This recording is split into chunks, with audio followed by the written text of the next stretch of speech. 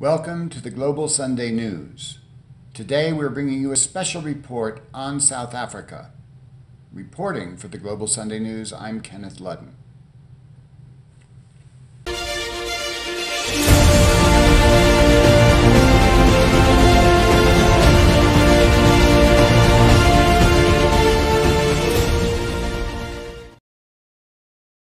Violence has erupted in South Africa in response to actions by current President Cyril Ramaphosa. It is the result of long built-up tensions. In today's report, TGSN looks at how this has come about. Former President Jacob Zuma's policies embraced all South Africans. From a global perspective, it is important to understand just what this means. Today in South Africa, Black South Africans make up about 80% of the population.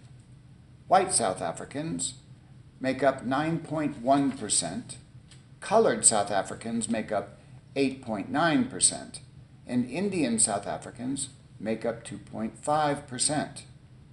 Together, these three non-black groups make up 20.5% of the population and form the ruling minority of the country. President Zuma's policies embraced all South Africans, as we've said, including the majority black population.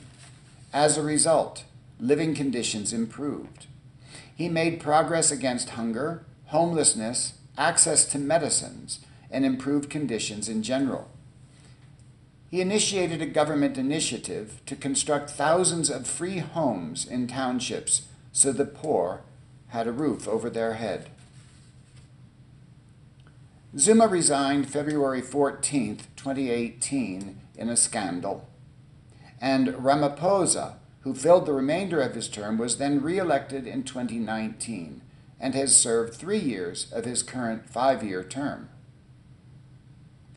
Ramaphosa's policies favor the ruling non-black minority, bringing back poverty, lack of medical support, and advancing homelessness, with black townships suffering the most.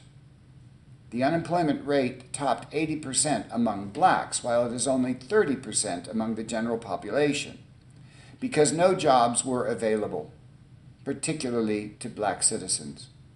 Millions became homeless and are starving. Tensions began to rise.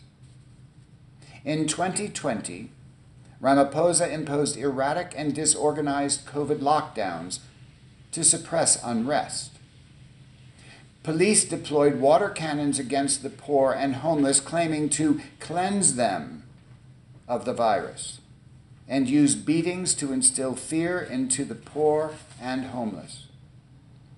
With no stated policy nor plans in place to provide medicine, treatment, hospitalizations, or vaccines, tensions increased. To further control the population, rolling blackouts of electricity called load shedding were imposed.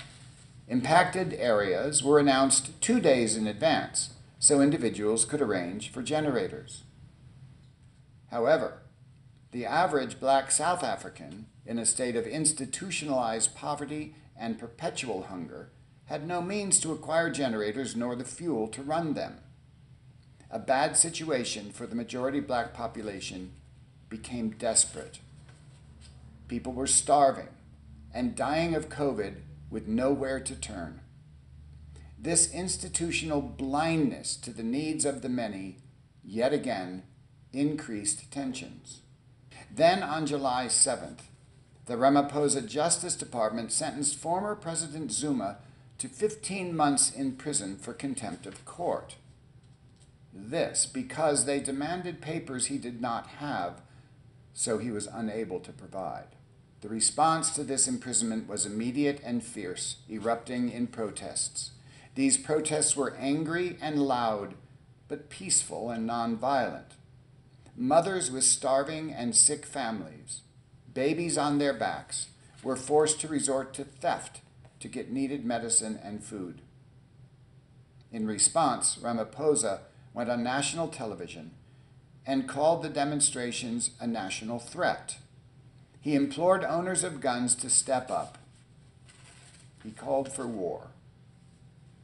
The non-black elite heeded his call and began shooting and killing black South Africans under the guise of protecting their property. Imagine your business may have something stolen from it. In this rationale, that means that it is appropriate to kill people so that you won't lose property. Thus far today, there are 72 fatalities and hundreds of injuries. Shopping malls have been set ablaze and millions huddle in fear in their homes. Forced to desperation for survival as a direct result of institutionalized suppression is a crime against humanity. It is ethnic cleansing. History teaches us that suppression only engenders revolution. Ramaphosa and others who continue to perpetuate apartheid standards and practices are on the wrong side of history and violate global ethical standards.